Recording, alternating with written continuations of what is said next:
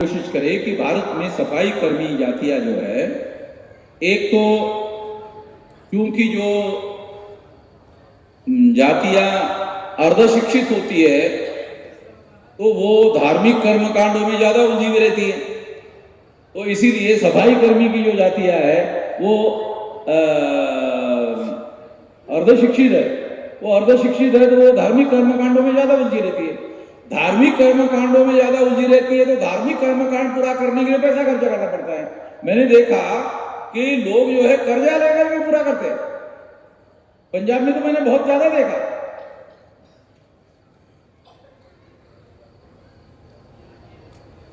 Professor साहब जो है वो उसी कम्युनिटी में पैदा हुए, उनको पूछो तो वो करते हैं कि नहीं, क्यों? वो हायर एजुकेशन में आने के वाला आदमी जो है, इसलिए बाबा साहब आम्बेडकर क्या कहते थे? अंग्रेजों ने बाबा साहब आम्बेडकर को कहा कि ये इतने करोड़ रुपए हम आपको दे रहे हैं प्राइमरी एजुकेशन पर, आप खर्चा करो। तो बाबा साहब आम्बेडकर ने कहा मुझे इसमें कोई इंटरेस्ट नहीं, लोगों के प्राइमरी एजुकेशन पर खर्चा करो। तो बाबा साहब आम्बेडकर ने कहा नहीं, मैं इस पैसे का उपयोग विदेशी शिक्षा लेने के लिए मैं लोगों को भेजना चाहता हूं। कहा क्यों? कि बाबा साहब आम्बेडकर ने अंग्रेजों को पूछा, क्या आपको नहीं लगता कि मैं भारत के 500 ग्रेजुएट की बराबरी कर सकता हूं? तो अंग्रेजों ने कहा हाँ ये बात सही है कि आप अकेले भी 500 ग्रेजुएट की बराबरी कर सकते हैं। तो उन्होंने पूछा कि क्यों? फॉरेन एजुकेशन की वजह से मैं 500 ग्रेजुएट की बराबरी कर सकता हूं अकेले, तो इसलिए मैं एक प्राइमरी एजुकेशन में हमारे लोगों को नहीं भेजना चाहता, मैं हमारे कुछ लोगों को विदेशी शिक्षा देने के लिए भेजना चाहता। ईसाई लोगों के रेफरेंस में उन्होंने ये बात कहा कि आप लोगों को मैं बलवान देखना चाहता हूं, मगर भविष्य में आपके लिए खतरा देख रहा हूं। तो जो ब्राह्मणों का राज है ये ईसाइयों के लिए खतरा पैदा करेगा। हुआ कि नहीं? सारे देश भर में जो ईसाई लोग हैं वो SC ST OBC से ईसाई हुए हैं। 99% SC ST OBC से लोग ईसाई हुए हैं भारत में, और ये लोग ब्राह्मणिकल सोशल ऑर्डर के सताए हुए लोग हैं। जैसे ही ब्राह्मणों का राज आया उन्होंने इन लोगों के साथ वही भेदभाव करना शुरू कर दिया। जो वर्ण व्यवस्था और जाति व्यवस्था के अधीन भेदभाव करते थे वही व्यवस्था उन्होंने लागू कर दिया। भारत का संविधान अपने जगह पर अटल है, मगर संविधान हर व्यक्ति के घर में जाकर न्याय नहीं करता। कितने लोगों को ये बात समझ में आती? संविधान हर व्यक्ति के, नागरिक के घर में जाकर न्याय नहीं करता। संविधान में आपको अधिकार दिए हैं बराबरी के, वो बराबरी के अधिकार लेने पड़ते हैं। संविधान आपको देता नहीं है। संविधान में आपको जो अधिकार दिए हैं वो लेने पड़ते हैं, उसके लिए एक्सर्ट करना पड़ता है।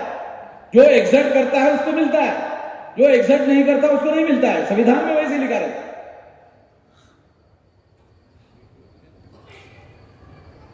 तो इसलिए हमारे लिए हमारा इंडिपेंडेंट आंदोलन होना जरूरी है। जब इंडिपेंडेंट आंदोलन होगा तो संविधान में लिखे हुए अधिकार हम लोग हासिल कर सकते हैं।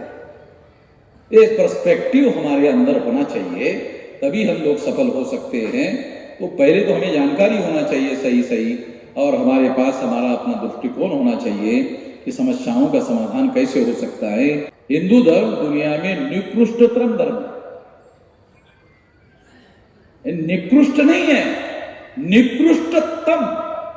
तुम समझते ना, मतलब उसके नीचे कुछ है नहीं। और उसकी वजह क्या है कि इन्होंने समाज को वर्ण व्यवस्था में बांटा, और वर्ण व्यवस्था में हमारे लोगों को शूद्र बनाया। देखो, वर्ण व्यवस्था में, जाति व्यवस्था में, और ये जो व्यवस्था उन्होंने बनाई उसमें केवल ब्राह्मणों को सबसे ऊपर रखा। इस व्यवस्था में केवल ब्राह्मण सबसे ऊपर। ऐसा मैं क्यों कह रहा हूं? क्योंकि ब्राह्मण के ऊपर कोई नहीं है। क्षत्रिय लोगों को इस बात के लिए भ्रम होता है, चलो यार हम लोग वैश्य और शूद्र से ऊपर, वो थोड़ा सा, चलो कोई बात नहीं है, हम लोग जो है वैश्य और शूद्र से ऊपर है। ऊपर की तरफ उनका ध्यान नहीं है, वो ब्राह्मण के नीचे ही है। देखने का दृष्टिकोण बता रहा हूं, मेरे देखने का दृष्टिकोण यह है कि क्षत्रिय भी नीचे ही है। इस व्यवस्था में केवल मात्र ब्राह्मण ऊपर है, बाकी सारे नीचे हैं, और क्षत्रिय भी नीचे ही है। अगर ब्राह्मणों से नीचे क्षत्रिय नहीं होते तो क्षत्रिय हमारे मंच में नहीं होते। क्षत्रिय लोग हमारे मंच में हैं, वो ब्राह्मण से नीचे होने की वजह से ही है। वो भी दुखी है ब्राह्मणों से। अगर मान लो सभी वर्ग बराबर होते तो फिर दुखी होने का कोई वजह नहीं थी, कोई कारण नहीं था। तो इसलिए मैं ऐसा मानता हूं कि हम लोगों को इन बातों को ठीक से, अगर इन बातों को, जैसा मैं बताते रहता हूं, अगर इस तरीके को समझना चाहिए तो निश्चित रूप से इससे जागरण ज्यादा फैलेगा। कोई भी आदमी किसी के नीचे नहीं रहना चाहता, वो बराबरी चाहता है। भारत के संविधान ने ऑल सिटीजन्स आर इक्वल, ये जो बाबा साहब अम्बेडकर ने लिखा वो किसी दूसरे संविधान के अंदर लिखा हुआ है, इसके आधार पर नहीं लिखा। भारत के वर्ण व्यवस्था, जाति व्यवस्था, अस्पृश्यता, आदिवासियों का सेग्रीगेशन, महिलाओं की दास्ता और शूद्रत्व, पिछड़े वर्ग ओबीसी के ऊपर थोपा जाना, इस बात को ध्यान में रखते हुए लिखा all citizens are equal. Bharat के संविधान में इतना ही नहीं लिखा है कि ऑल सिटीजन्स आर इक्वल, बल्कि सारे नागरिकों को केवल इक्वल घोषित नहीं किया, बल्कि उनको इक्वल ट्रीट किया जाएगा, ये भी लिखा। अभी एक और सेंटेंस जोड़ दिया, सारे दुनिया के संविधानों में ऑल सिटीजन्स आर इक्वल यहां तक है, मगर ये जो सेंटेंस है कि उनको ट्रीट भी किया जाएगा इक्वल, ये इंडिया के ही कॉन्स्टिट्यूशन में।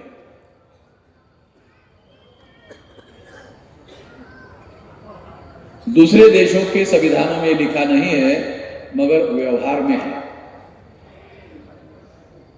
हमारे देश में वो लिखा भी गया, और लिखने की वजह से व्यवहार में अगर कोई कोर्ट में लेकर जाता है मामला तो फिर उसको फैसला देना पड़ता है, और ट्रीटमेंट, इक्वल ट्रीटमेंट की भी व्याख्या सुप्रीम कोर्ट में करनी पड़ती है।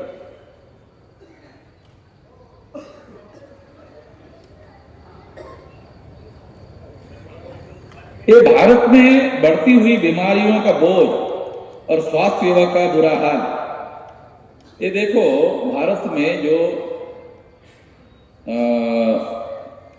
सेंट्रल गवर्नमेंट और state government, local self government में महानगर पालिका, नगर पालिका, जिला पंचायत, तालुका पंचायत, ग्राम पंचायत, ये लोकल सेल्फ गवर्नमेंट। इतनी सारी जो सरकारें हैं ये लोकल सेल्फ गवर्नमेंट है, विधानसभा और लोकसभा छोड़कर। तो ये इतने सारे विभाग है, इतनी सारी व्यवस्था है, ये हर व्यवस्था में योजना बनाकर, प्लान बनाकर स्वास्थ्य की सुविधाओं का निर्माण किया जाना चाहिए था देश में।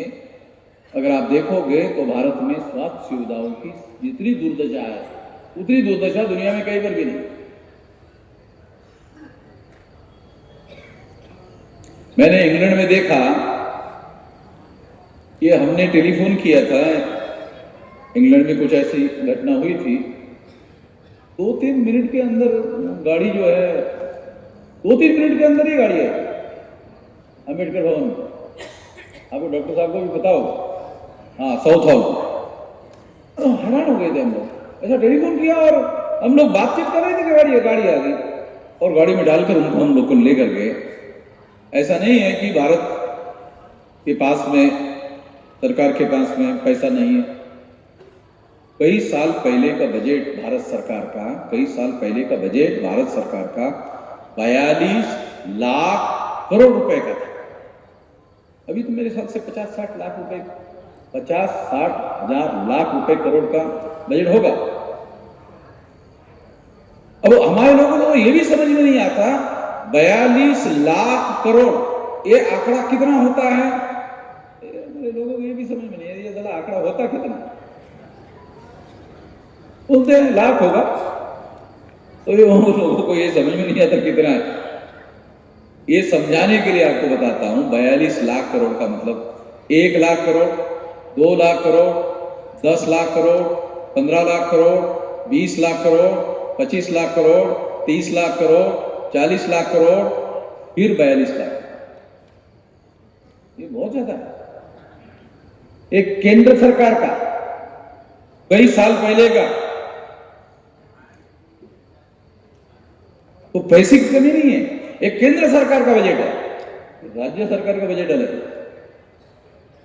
महानगर पालिका का ये जो अपने बंगाल के आगे नॉर्थ ईस्ट रीजन के जो स्टेट है ना, वो स्टेट का जितना बजट है उससे ज्यादा बजट बॉम्बे कॉर्पोरेशन का है। स्टेट गवर्नमेंट है ना नॉर्थ ईस्ट रीजन में, उनका जो बजट है उससे कई ज्यादा बजट अकेले बॉम्बे कॉर्पोरेशन का है। कॉर्पोरेशन में इतना बजट है। रिचेस्ट जो है वो कॉर्पोरेशन है।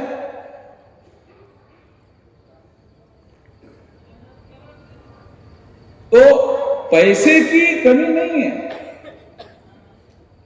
वो जो पैसा टैक्स के रूप में आ रहा है, उस टैक्स का हम लोग जन कल्याण के लिए, लोगों के स्वास्थ्य के लिए, या एजुकेशन के लिए, या हायर एजुकेशन के लिए, या फॉरेन एजुकेशन के लिए, अंग्रेज लोगों ने विदेश में पढ़ाई के लिए लोगों को भेजा।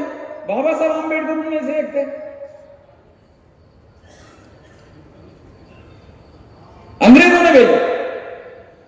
भारत सरकार के लोग विदेशों में पढ़ाई करने के लिए हमारे लोगों को भेज रहे हैं कि नहीं भेज रहे, इसके बारे में लोगों को जानकारी भी नहीं है।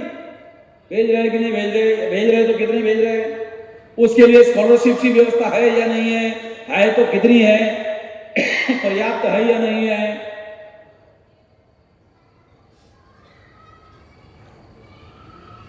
पैसा नहीं है तो मैंने पहले बताया, अकेले सेंट्रल गवर्नमेंट का बजट 42 लाख करोड़ का है।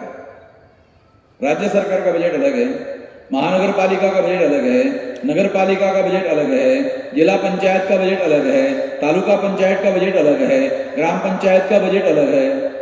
तो नजर है हर जो कॉन्स्टिट्यूशनल संस्था है, ग्राम पंचायत भी कॉन्स्टिट्यूशनल संस्था है और उसका बजट है, क्योंकि गांव में टैक्स लगाने का अधिकार है उनको। वहां भी पैसा इकट्ठा होता है, खर्चा होता है। तो पैसे की कमी नहीं है, मगर उन पैसे का जो उपयोग होना चाहिए हमारे लोगों के कल्याण के लिए, उससे कई ज्यादा पैसा भ्रष्टाचार में ये लोग जानबूझकर भ्रष्टाचार करवाते हैं।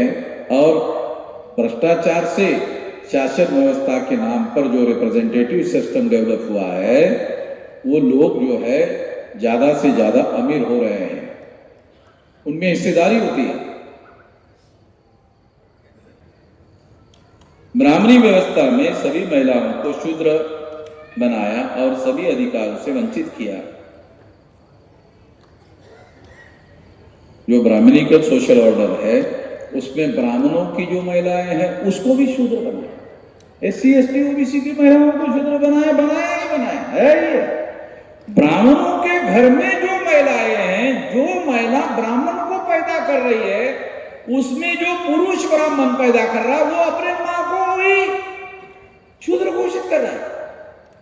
उसकी मां शूद्र है और शूद्र मां के पेट से पैदा हुआ ब्राह्मण है। बड़ा अजीब किस्म का कोई लॉजिक समझ में नहीं, कोई तर्क समझ में नहीं।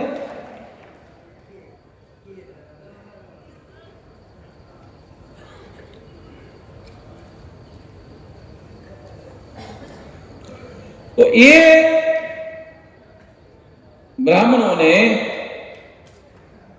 महिलाओं को सभी प्रकार की महिलाओं को शूद्र बनाया और उस तरह से उनको सभी महिलाओं को एजुकेशन के अधिकारों से वंचित किया। संविधान में फिर बाबा साहब आम्बेडकर ने जेंडर इक्वलिटी वाला सिद्धांत लाया। स्त्री और पुरुष के बीच में जेंडर इक्वालिटी का मतलब है स्त्री और पुरुष में किसी प्रकार का भेद नहीं किया जाएगा, समान माना जाएगा, समान ट्रीट किया जाएगा और सभी प्रकार की व्यवस्था की जाएगी। अगर आप इस संदर्भ को ध्यान में रखते हुए संविधान की भाषा को पढ़ोगे तब जाकर के बातें समझ में आती है।